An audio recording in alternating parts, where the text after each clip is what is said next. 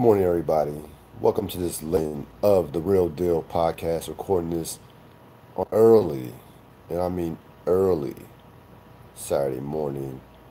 This will go up on my Blog Talk Radio channel probably later on this afternoon. I'll put it up later on this afternoon. Recording it right now. A lot to talk about in the world of sports and pop culture, and specifically in the world of sports and hip hop to be exact. We're gonna get into some Drake and Pusha T, but of course we begin with the finals. And again, Real Deal Podcast with Surreal Gerald Quinn. Hello to my YouTube audience out there. This podcast will stream live on YouTube and should be up anywhere from 15 to 20 minutes after the podcast is over. After it's over in its entirety, we're gonna go until I just feel like I don't want to talk anymore. But hopefully that'll be for a while. As always, my there's no call number, but as always, you can follow me on Twitter at William Gerald, or go to my Instagram. Follow me on the gram at Rillo Gerald Quinn. iTunes.apple.com. Real Deal Podcast. Check me out on that. You know on check me out on those iTunes podcasts as well. Not podcasts, but you can find the podcast through iTunes as well. We're gonna begin with the finals because I mentioned this a couple of days ago on Facebook. Said that I had next to no interest in this finals whatsoever. Year 4 of Cavaliers Warriors. Golden State's a much better team. We know the narrative coming in. I was kind of sick of hearing the LeBron has no help narrative. Um, frankly, not frankly not happy with how the Houston Golden State series ended in regards to the Chris Paul injury. Houston blowing back-to-back double-digit leads uh, on the road and at home, of course, in Game 7 to Golden State.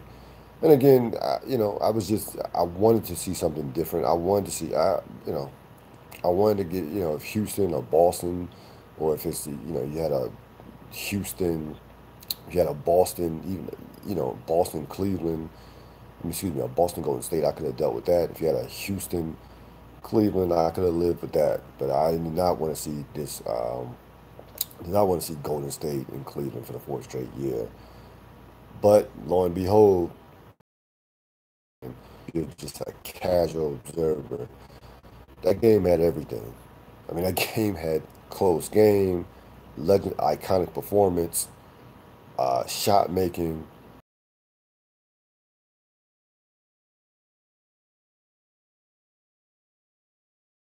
At J.R. Smith. Now, let's talk, especially from the Cleveland side, and from Cleveland fans, Cleveland players, people inside the organization. A lot of chatter about the officiating. Here's what I'll say about the officiating. The Kevin Durant call at the time, I thought when I first saw it about the charge that got reversed into a block, turned into a block after the review about 36 seconds. I thought the charge initially, I thought it was much too close to turn back. With that being said, Cleveland still had the ball and the game was still tied. Like Durant's free throws did not come at the end of the game where they came at the end of the game and it puts Golden State up by 1 or 2. That was not the case. So Cleveland had the ball, tie game, you know. Cleveland, after the George Hill, uh, after the George Hill is allowed to make a free throw. Like like when you go to the line for 2 free throws, you're allowed to make both of them. So, Cleveland again, George Hill makes a free throw, makes both free throws. They're about 1 point, with about what? With about 5 seconds left, 4.7 seconds left. Okay, even through the J.R. Smith debacle, the game was still tied going into overtime. Cleveland had ample opportunities to win this game. Ample opportunities. And, again, I don't want to hear anything about officiating. We've seen, I mean, this is bad. It's the NBA, it's the finals, the playoffs. We've seen bad calls. Yeah, we've seen bad calls in playoff games and finals games before. You got to play through that. You hear Ty Lue, we got robbed. Again, if you're a Cleveland fan, you saw some good. I saw some good things. I thought not Jordan Clarkson. I thought Larry Nance played well. Kevin Love, 21 and 14. I thought George Hill and Jeff Green both played, for the most part, played decent defense. And LeBron was, simply LeBron. But this idea that the officiating was the main reason why Cleveland lost that game is just not. It's just not the case. I don't. I think the Durant call did not give Golden State a lead. The game was tied. It put two for, and who's to say that with 30 seconds left, 37, 36 seconds left, Cleveland, doesn't score in their possession, and Golden State comes back and scores and ties it up or hits a three. I mean, you don't know. You don't know what's going to happen in that situation. So I heard a lot of again, a lot of talk about the officiating. If you're Cleveland again, you got to be kicking yourself based on the fact that again, George Hill missed a free throw that could have put Cleveland up by one with 4.7 seconds left. Now again, could Golden State come back and score in 4.7 seconds? Of course, but they still would have had to score. Still would have had to score. J.R. Smith, this is who J.R. Smith has been and always will be. If you're J.R. Smith, the worst thing he could possibly do is go in that press conference and say that he actually that he knew the game was tied. You can't. Come on, man. You can't say that. That actually makes you look worse. Just say I effed up. You know, I just own it. At that point, you're gonna be a Twitter meme for the end of eternity. And I was thinking about some plays like in championship situations, right? In championship series, whether it's baseball, whatever, baseball, Super Bowl, whatever championship game you could think of, NCAA tournament. I was thinking about just what are the dumbest plays I've ever seen in my life, or dumbest calls, or coaching decisions. I, this one is, I think, the Pete Carroll calling the pass play at the 1 yard line still is the worst to me in recent memory. That's still, even over Chris Webber with the timeout, even over this with J.R. Smith. That Pete Carroll call and he was the coach, so I don't want to hear about the offensive coordinator. That was Pete. Pete's the coach. He has to own that. And the recent article came out, and Cliff Averill, formerly of Seattle, basically said that Carroll has never got the team back since making that call back in the 2014 season. Like he never got like the team. You notice the team has been on a steady decline ever since. So that is number one to me. But this J.R. Smith thing, I mean, dude, it's the it's the NBA Finals. You don't know. You thought that you were ahead. You did not care to even look at the scoreboard while he's on the line. Mind you, George Hill was on the free throw line.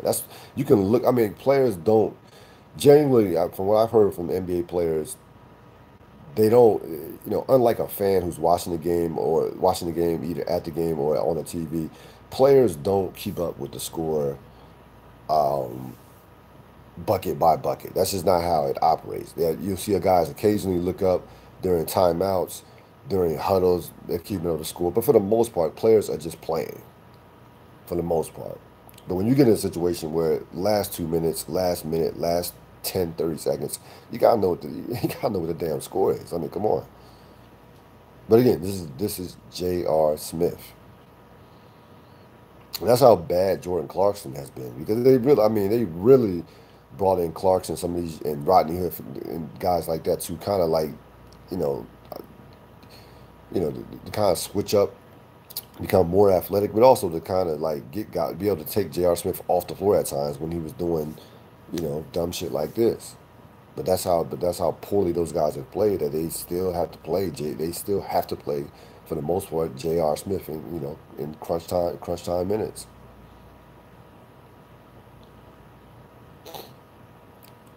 Again, before this series started, I picked Golden State in six.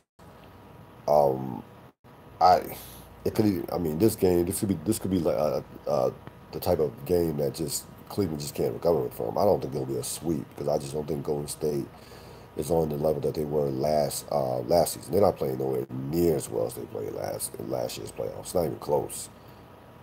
So I think Cleveland will definitely get game three, and we'll see what happens with that. I don't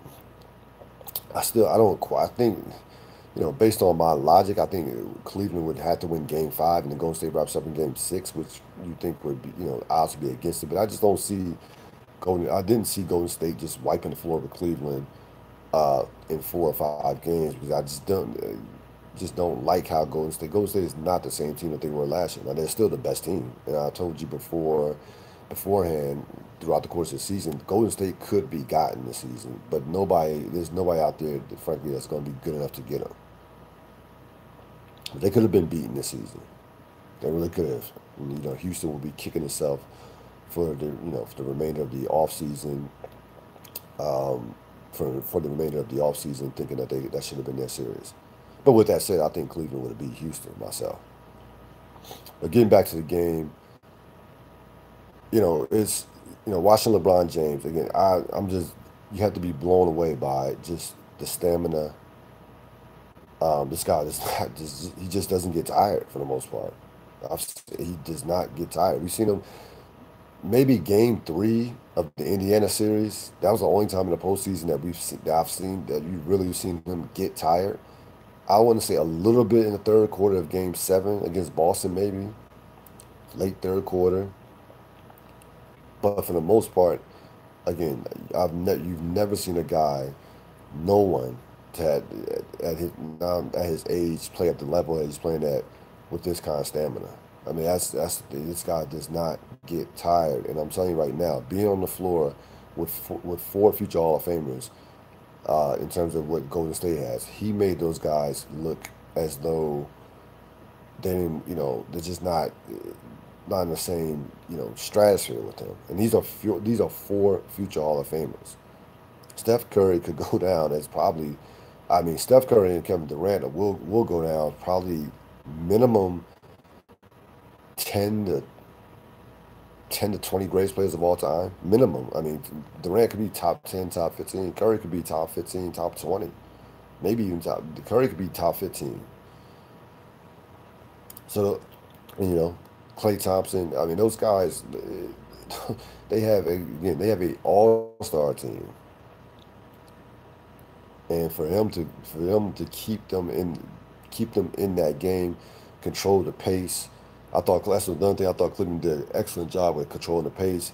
Golden State had a couple of runouts, but for the most part, the pace. Listen, you hold Golden State to 107 points in regulation. I mean, it got away in overtime, and you knew it would because Cleveland was mentally shot at that point. But you hold Cleveland to 107. You hold Golden State to 107 points. I think you've done your job in regulation. You hold them, like I said, to me the magic number is 110 and below. Holding Golden State 110, 105, and then below to holding Golden State. So I thought Cleveland defensively did fine there. Again, you got some performances out of you got it. They got enough from their role players to win, as far as I'm concerned. They got enough from their role players to win. I mean, Love, Nance Jr.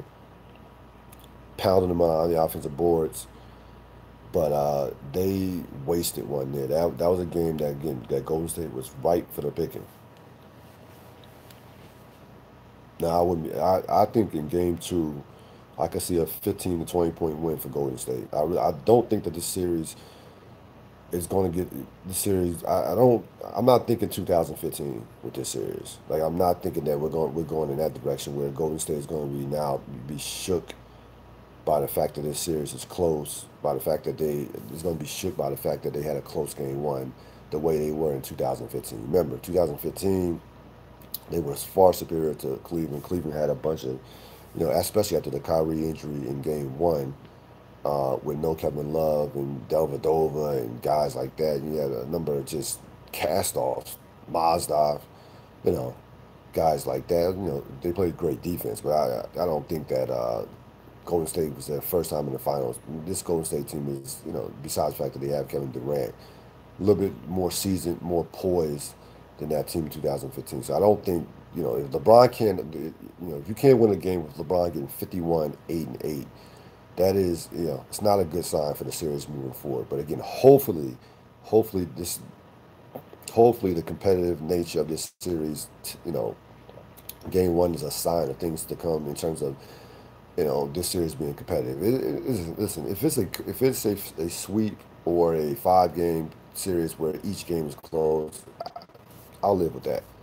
Because Cleveland is not supposed to be Golden State. Period. They are not on the you know, and I don't think Cleveland's roster is a bad roster, but they're not supposed to be able to compete with Golden State at the way they competed with them in Game One.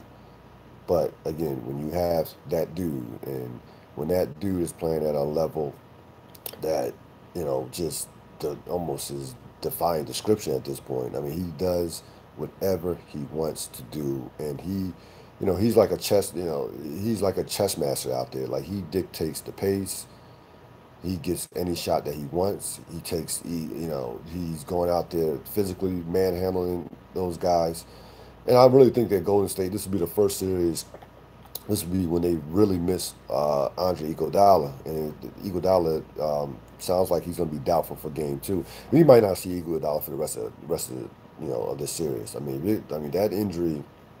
The longer this keeps on lingering, you don't really want to bring him back in the middle of the finals and throw him into basically the frying pan with facing Mr. James here, especially the way James is playing. So Game Two. I think Game Two might get away from from Cleveland, and not so much mentally, but so many things had, like, everything that had to happen for them to win that game. Um, went that almost did happen. I mean, they pounded him on the offensive glass. LeBron James has the iconic game. Durant, and we'll get to Durant. Durant, was off. Didn't shoot the ball well. 8 for 22. Um, they know, going to this series, and this was the biggest advantage that Golden State had, was in the backcourt. That was something that Cleveland just has no answer for.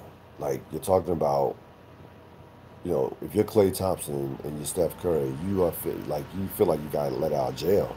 You're talking about going from Chris Paul, James Harden, and Eric Gordon to George Hill, J.R. and J.R. Smith, and Jordan Clarkson. I mean, you cannot make up like that. That is as big of a drop off as you can go from one round to another. You can't find a bigger drop off in terms of level of play, or quality of players from in terms of the backcourts. Like they won't. That's going to be easy money for Golden State throughout the course of the series with that backcourt matchup. We'll see how Klay Thompson bounces back. Doesn't sound like the injury is serious, but we'll see how he bounces back in a couple of days from the little leg injury he had that took him out for a couple minutes. I think it was in the second quarter. So, if you're Cleveland, all you have to do is try to go out there and get one. Um, but chances are they probably missed their chance to win in Golden State with Game One. That's I've seen a lot of times you see these, and you saw Curry talking about during the press conference, these Game Ones could be tricky coming off a series. That seems like that was the Cleveland's best chance to win at Golden State in these first 2 games. As far as Kevin Durant goes, I know he's been taking some heat in regards to, and I heard Jalen Rhodes, I heard some other guys, Jason Williams or Jay Williams, say that basically Stephen A. Smith said it, that Durant wanted no part of LeBron James. Like, and you can on those switches. I mean, Durant was running to Durant was running, basically running to the guard, the next guy when he was switched off to LeBron James. I mean, it was no doubting it. Durant was not up for trying to guard LeBron James. Like those picks, some of those screens that were being set, or many of those screens were not like Kevin Garnett, Andrew Bogut screens. They were not hitting them with these powerful screens that just force you to switch. Durant was not fighting over the screens for the most part at all. And I'm kind of baffled by it because last year in the finals, Durant really, for the first time in his career, because I've always felt like throughout the course of their careers, and we know James is a better player, but Durant is ultra talented. No, that's not like in terms of talent. I'm not gonna say LeBron James is light years beyond Kevin Durant because he's not. The separation from LeBron to Durant is mental at this point in their careers. He is mentally he's smart. LeBron is smart and smartest player in the league, one of the smartest players ever. But he mentally is stronger and superior to Durant. That's where the separation is at this point in their careers. I don't think in terms of skill wise, I think they're pretty. I mean, I think they're pretty close. I think that LeBron's a better, superior passer. I think Durant's a superior shooter. And defensively, I think Durant's even better defensively at this stage in their careers. But the idea that 2016 finals where LeBron averages a triple double, excuse me, 2017 finals where LeBron averages a triple double. It's Durant's first finals since 2012. All the pressure's on him, and he went tit for tat, went toe to toe, and I felt like outplayed LeBron in that series last year. Had the biggest moment, the biggest moment in that series last year was Game Three, fourth quarter Game Three. Fourth quarter of Game Three. Durant hits the three in LeBron's eye, and that was all she wrote. That was it. Series over. So I don't understand the drop off. I know Durant missed some time early in the season, but he really hasn't played well throughout the course of these playoffs, especially in Houston after the first two games in Houston. No, he had a big game seven. He had a big game seven again in Houston. He played well, especially in the second half. But for the most part, it's been a shaky postseason for Durant, for the most part. Now, especially in the Houston series. I mean, again, I thought that Durant was past that with LeBron, with being not fearful, but being too much, paying too much respect to LeBron James. I really thought he was past that, considering how he played last year, especially with the comments that he's making during the summertime. When somebody asked him if he thought that LeBron James was a better player than him, he basically said no. But apparently, those demons, LeBron demons, have resurfaced, and you have, and you kind of should have saw this coming a little bit with some of the comments that Durant made about the level that LeBron was playing on. Again, stuff that Kobe Bryant, Michael Jordan, Magic Johnson, those guys would never compliment a player like that, especially if they were headed towards possibly playing them. It just wouldn't. It just would not happen. There's paying homage, and then there's just kissing ass, and he basically was kissing LeBron James's ass with talking about how ridiculous he was playing, the level he was playing. I can say that as a fan, you could say that as a fan, but as another player, you're competing against this guy. You can't say that as another player. And again, he early in his career, Kevin Durant would work out with LeBron James, which I didn't agree with. So it'll be, spotlight is going to be on Durant moving forward. He kind of got taken off the hook with the J.R. Smith stuff, the wild finish, the George Hill missed free throws, the Tristan Thompson nonsense with Draymond Green. So a lot of stuff that kind of took Durant off the hook a bit. Or if you take away, if Cleveland wins that game, and let's say that let's Cleveland wins that game, Durant would be getting torched for his performance. He really would be, because Klay Thompson played well. Draymond Green was all over the place with the rebounds, defense, and block. Energy. Curry was great. I thought Curry was the second best player on the floor. a distant second, I might add, to of course to LeBron. But thought Curry played well, extremely well, and even Klay Thompson after you got came back in the game, shot the ball relatively well. So again, Golden State, it's just this is not a fair fight. It really is not a fair fight. And again, I was impressed with Cleveland, them being able to put themselves in have a position, put themselves in a position to win the game. It'll be interesting to see game two whether or not Cleveland can survive LeBron coming down even like 5%. Like if LeBron, think about it, if LeBron would have had 40 in that game. Well, first of all, he wouldn't have went to overtime, but just 11 less points. They lose by 12 or 13 points, 12 or 13 points, or they lose by 10 or 11 in regulation. Like he took 51 points. 51 points out of LeBron James, 51, 8, and 8, just to get them to overtime. So that just tells you the gap between these two teams. We'll see what happens in game two. I got a feeling that again that Golden State is going to run away from that, run away in terms of that game. As far as we had talking about battles, and this is the thing I love about hip hop, and especially in terms of rap.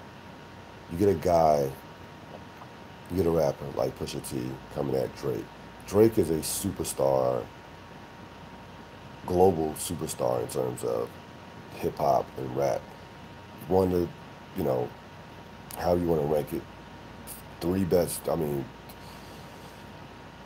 you can make a case that Drake is the second best rapper in the game right now. Like I'm putting, let's put Jay-Z and Nas. Let's put that group aside for now. I'm just saying in terms of like in the Kendrick. Kendrick is LeBron James right now.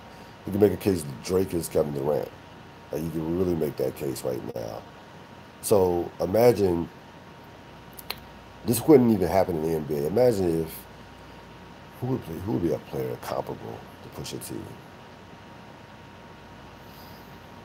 I'm not even gonna say an all-star. Like imagine a role player, a glorified role player coming at Kevin Durant saying, "Man, I can beat you one on one. Let's play one on one." Shit probably wouldn't happen because that player probably would be destroyed by Kevin Durant. But this is the thing. This is what you gotta love about hip hop. Pusha T, Pusha T wouldn't have a career. He could live to be 1,000 and not have a career that equals out to what Drake has done. Not even it's not even a discussion in terms of whose career you would take. But when it comes to battling, when it comes to forget doesn't matter. When it comes to just hey, I'm coming at you. The cars, the money, the mansions, all that stuff, the platinum records, the millions of record sales, billboards, charts, none of that shit matters when it comes to battle rapping. It doesn't matter. If I could spit, and if I've done enough research, which clearly Pusha T has, you're fair game. You are absolutely your fair game, and that's what you have to love. This battle is the essence of hip hop. I'm not going. It's not. Listen, it's not Nas. Nas Jay-Z was like Celtics Lakers. That Chamberlain Russell going at that's a rap. We will never see another rap battle of that ilk of that magnitude, and that ever. Yeah, and both of them produce classic. Not only not only classic songs take over in ether, but classic albums. So we're not going to get that from this. And I still would put, some of the battles that I've seen, that I've been able to witness in my lifetime. I still love the Canvas LL Cool J because the career got ended with that one. Like Canvas's career was ended by LL Cool J. So Nas, Jay-Z, Canvas, LL. Those are the ones that stand out. That again, that Nas Jay Z was just, that was just on that was on a level that will never be even approached. But you gotta give Pusha T credit. I mean, first of all, the battle was over after when the story of Adonis. At that point, if you're Drake, if you're not coming out with a guaranteed like end your career track, then just quit, just stop. Because after the story of Adonis, it was no game was over after that. It was over after that song. So Pusha T, the fact that we're talking about Pusha T, like a month ago, we wasn't nobody was thinking about Pusha T a month ago, for the most part. Comes out with the album produced by Kanye, 7 songs. That was on fire. Now he's winning this battle against a rap superstar in Drake, and a global superstar in Drake. And it's again, this is what you gotta love about hip hop. You can't in no other, not in another sport, not in another walk of life could you get this. Like you couldn't have the manager of Wendy's coming at Warren Buffett. You know what I'm saying? Just like it just wouldn't work out. It's just not realistic. So again, I listen at this point. I think Drake just take that L, man. You came back with a couple of decent tracks, but just you sometimes you gotta know when to hold them, when to fold them. You gotta learn how to take them L, take that L. It's not gonna end your career. Now again, Pusha T. Again, that's another thing. Let's not. Drake's career is fine. Like Drake's whatever that next album Drake comes out with, Drake is all over the Billboard charts. He's got this guy. He's good.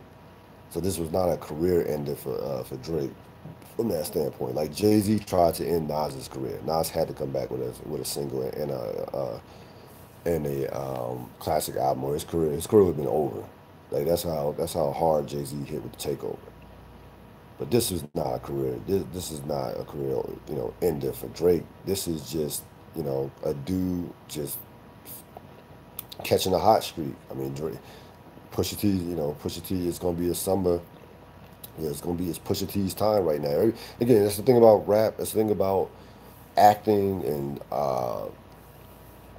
when it's your time, you see actors who have a good 2 to 3 movie stint, 4 to 5 year stint, and then they fade away, and you're like, what happened to them?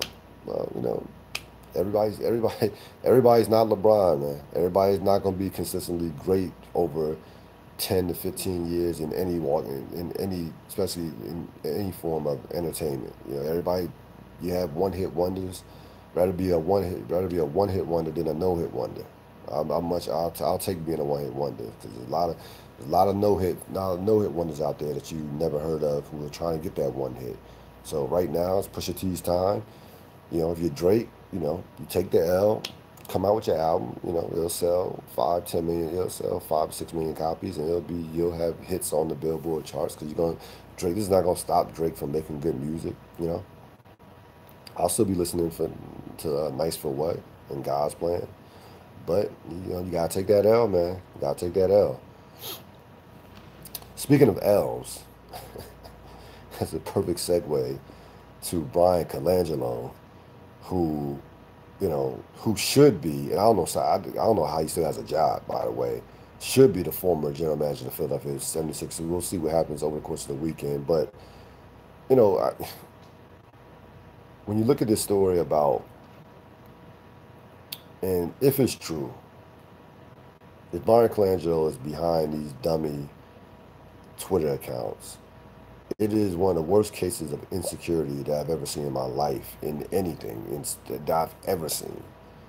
And if it actually it will actually make Sam Hinkie, you know, it'll take Sam. I mean, I think it will take Sam Hinkie's place in the lore of Philadelphia Sixer history to a whole nother level. It really would. It really will, because you are the general manager of a team that has, outside of the Boston Celtics, maybe the brightest future in basketball in the NBA. You have two players under the age of 22 who will be two of the top, who in a couple of years will be two of the top 5 players in the league. Maybe next year both of them will be top 10. They have a chance to get Kawhi Leonard, maybe an outside chance. I don't think it's happening to get LeBron James, Paul George possibly. Somebody big is coming to Philadelphia next year. That's going to happen. They're going to make a move, pull the trigger on making a move. And I think that listen, the Philadelphia fans were embarrassed. If you're Philadelphia fans, you're good. Eagles are Super Bowl champions. Villanova is NCAA champions. You have Joel Embiid. You have Ben Simmons. You're good. This will pass over. But if you're Brian Colangelo, you are basketball. Your name is basketball royalty. You are a Colangelo. And again, listen, where there's smoke, there's normally fire. I cannot see this not being true. Like I can't. Now you have talk about his wife being behind it, and I don't. If his that's even makes it even worse. If your wife is behind it, that actually makes it worse. To be honest with you might as well be like J.R. Smith and just take the. You don't even allow somebody to even shit on your wife's name. Just be like, nope, I did it. I'm not. You can't leave your wife hanging out to dry. Like you can't, as soon as that article comes out, that article came out USA Today about, excuse me, Friday, about it possibly being his wife possibly being involved. I'm Brian Colangelo. I'm jumping in front of that right now. Like no, no, no, no, no, no, sir. Leave my wife out of it. But again, if you're the Sixers, you got. I mean, you can't keep this guy on. At this point, it becomes a trust factor. Players, within that organization, you're a player on that team. You can't trust Brian Colangelo. Other GMs who trying to cut deals with him, trusting his word on, like you can't deal with him. You have no credibility at this point. So again, I expect the Sixers to cut loose with him. Um, I think that this raises the status of Sam Hinkie. Because for another man to be as insecure about himself, his position, his his standing within the organization, his standing in the league, and to have the name Colangelo is remarkable to me. I would never think that this could happen with a front office person. Like this is something that kids have, teenagers have dummy accounts and Twitter accounts. Well, Kevin Durant did had multiple accounts, so let's not forget about that one. But this is on a different. Like I said, this is a different level of insecurity. If this is indeed true, and there's nothing, everything that I've read, there's no reason for me not to believe that this did not happen, that he's not responsible for this in some way, shape, or form, or that he didn't have people close to him um, coming out with these tweets. Like he knows like Brian Colangelo knows either he did it or knows who did it, or had somebody do it for him. So the Sixers, we need to cut loose with him. Um, Again, you're a Sixers fan. You have Joel Embiid, you have Ben Simmons. You're in good shape. You'll be fine. It's going to wrap it up for this latest edition of the Real Deal Podcast. I will see you next time as we look ahead or look back at Game 2 of the Finals, and also the Caps looking to take control of this series against the Vegas Golden Knights. Caps looking to take a 2-1 lead. Game 3 Saturday night in the district. DC is going to be insane. I mean, think about the fact that in another week or so, or however long the series goes, a week and a half, that DC, the District of Columbia, can have a parade for a championship team in one of 4 major sports. I mean, that's on the table right now. 3 wins away. The Capitals are 3 wins away from the Stanley Cup. Have a great weekend. I'm out.